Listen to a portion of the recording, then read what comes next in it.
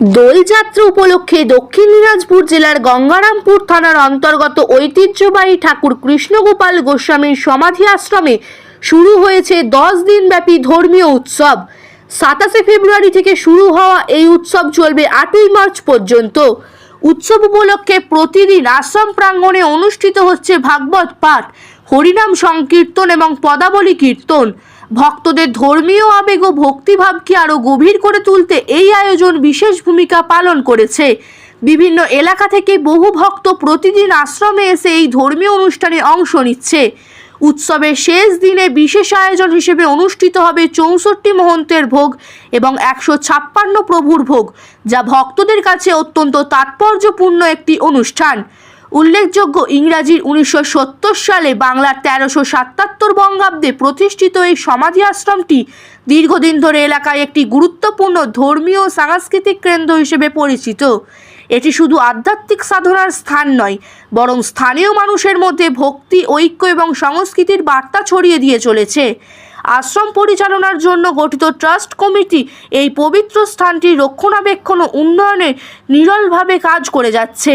প্রতি বছরের মতো এবছরও দূর দূরান্ত থেকে আগত ভক্তদের উপস্থিতি আশ্রম চত্বরে উৎসবের আমেজ আরও বেড়ে উঠেছে।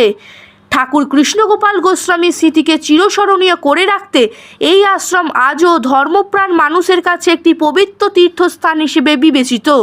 দোলযাত্রা উপলক্ষে আয়োজিত এই উৎসব স্থানীয় ধর্মীয় ও সাংস্কৃতিক ঐতিহ্যের এক উজ্জ্বল নিদর্শন। চলুন ঘটনাটি বিস্তারিতভাবে দেখে নেওয়া যাক। আমাদের চ্যানেলটি যদি ভালো লেগে থাকে তাহলে ফলো ও সাবস্ক্রাইব করবেন। ব্যুরো রিপোর্ট, বাংলার আওয়াজ, আরামবাগ।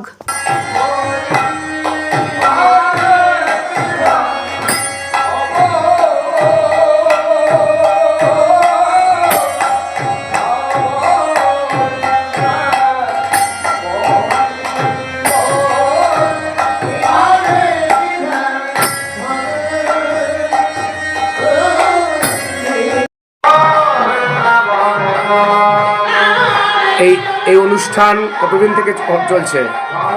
আজকে প্রায় 5 দিন 6 দিন যাচ্ছে, 7 দিন। আচ্ছা আচ্ছা আচ্ছা আরম্ভ হয়েছে 13 তারিখ থেকে, ইংরেজি 13 তারিখ। আচ্ছা, একাদশী থেকে আরম্ভ হয় এবং পঞ্চম দোল অবধি ভোগ হয়। পঞ্চম দোলে ভোগ হয়, তারপরে আপনার নগর কীর্তন পরে সমাপ্তি আসে, মহন্ত বিদায় হয়। কতদিন ধরে এই অনুষ্ঠান? আজ 55-56 বছর থেকে চলতেছে। আগে একটু প্রচারটা কম ছিল, এখন একটু বিশেষ করে আমরা গুরু ভক্তবান দাস, তার প্রচারটা যেন ভালোভাবে থাকে সেই জন্যে আমরা সবভাবে চেষ্টা করছি যাতে গুরু প্রতিষ্ঠাটা ভালো করতে পারি।